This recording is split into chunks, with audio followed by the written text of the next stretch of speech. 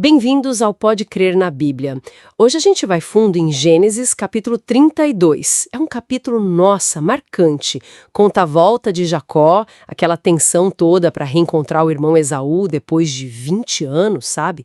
E tem aquele encontro noturno, misterioso, que muda tudo para ele.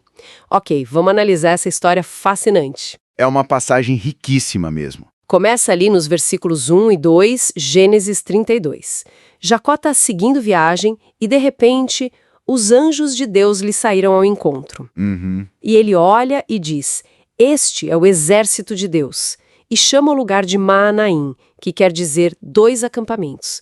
Já dá um clima, né, de que algo divino está para acontecer. Com certeza. Esse Maanaim já prepara o terreno. Mas logo depois, a tensão humana volta com tudo. Volta mesmo. Porque nos versículos 3 a 5, Jacó já age. Ele envia mensageiros na frente para Esaú, lá em Seir, na terra de Edom. Uma medida de precaução, né? Sim, e a mensagem é toda humilde. Assim direis a meu senhor Esaú, assim diz teu servo Jacó.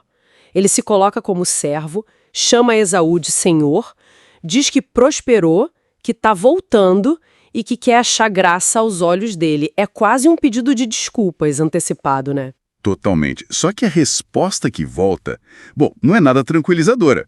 O versículo 6 é direto. E os mensageiros voltaram a Jacó dizendo, fomos a teu irmão Esaú, e também ele vem para encontrar-te, e 400 homens com ele. 400 homens, nossa. Imagina o impacto. O versículo 7 descreve bem. Então Jacó temeu muito e angustiou-se. O medo é real, é forte. E a reação dele no versículo 8 é dividir tudo, família, rebanhos, em 2 grupos.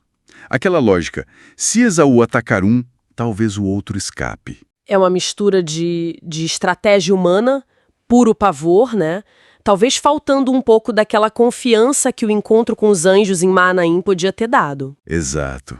Mas é nesse ápice de medo que ele faz uma oração nossa muito poderosa. Está lá nos versículos 9 a 12. Ah, essa oração é incrível.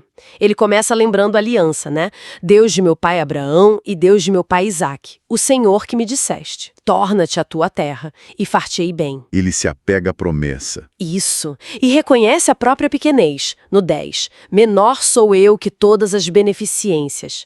E depois pede direto, no 11. Livra-me, peço-te, da mão de meu irmão, porque eu o temo. E termina como? Relembrando a promessa de Deus sobre a descendência no 12. É um modelo, sabe, de como se aproximar de Deus na aflição usando a própria palavra dele. Humildade, confissão, o clamor e a fé na promessa.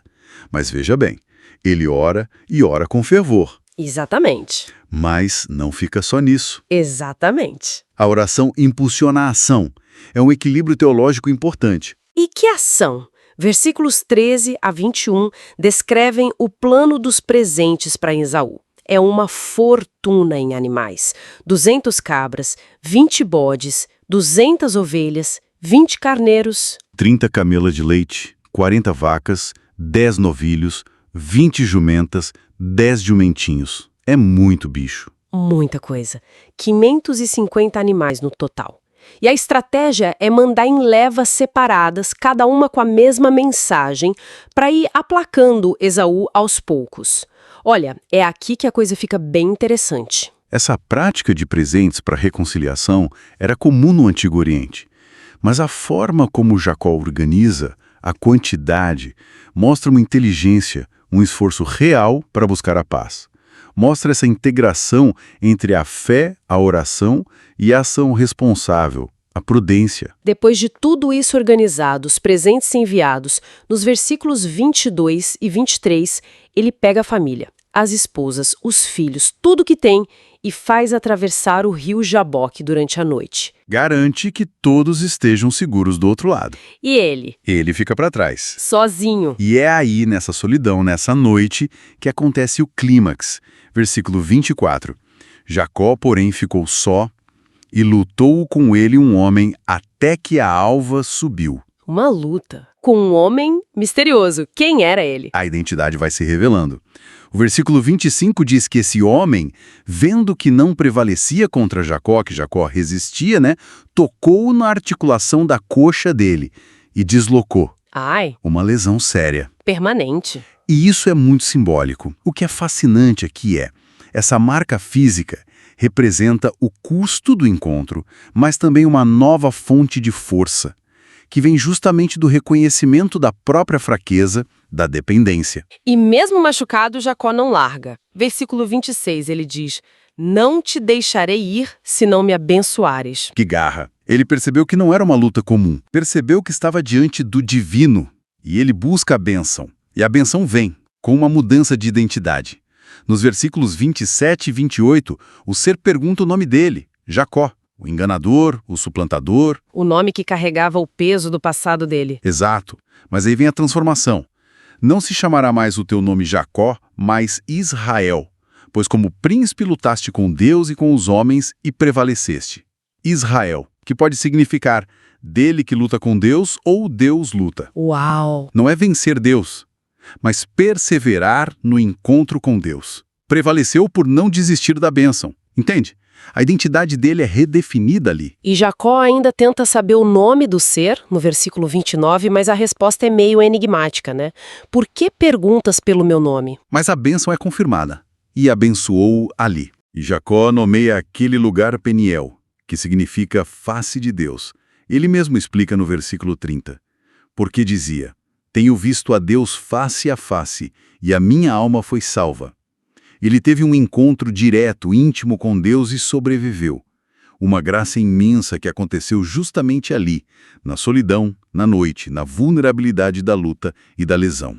E a imagem final dessa parte é linda, no versículo 31. E saiu-lhe o sol, quando passou a Peniel, e manquejava da sua coxa. Nasce o sol para um novo homem, Israel, agora marcado para sempre. Uma marca visível.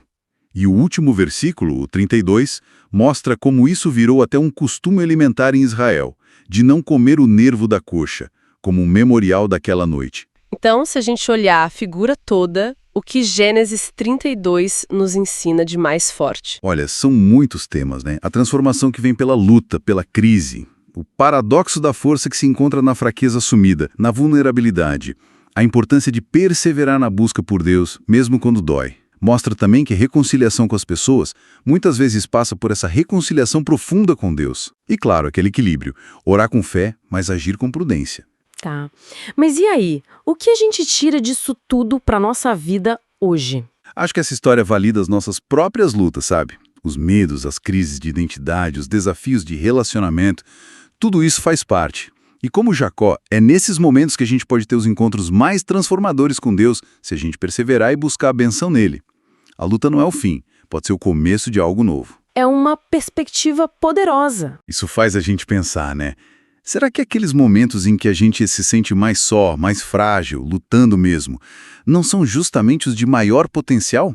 Potencial para um encontro divino que a gente nem esperava, para receber uma bênção que muda a nossa história? Uma bela reflexão para guardar. E por falar em encontros transformadores com a Palavra de Deus, fica o convite para conhecerem o projeto Reavivados por Sua Palavra. É uma iniciativa muito legal que incentiva a leitura diária de um capítulo da Bíblia. Imagina quantas descobertas assim a gente pode fazer. Com certeza. Então, se essa análise de Gênesis 32 tocou o seu coração, se te fez pensar, faça o seguinte: curta este vídeo, compartilhe com seus amigos, com sua família e, claro, inscreva-se aqui no canal Pode Crer na Bíblia. Vamos juntos espalhar essas mensagens de fé e transformação. Isso aí. Muito obrigada pela sua companhia e até a próxima.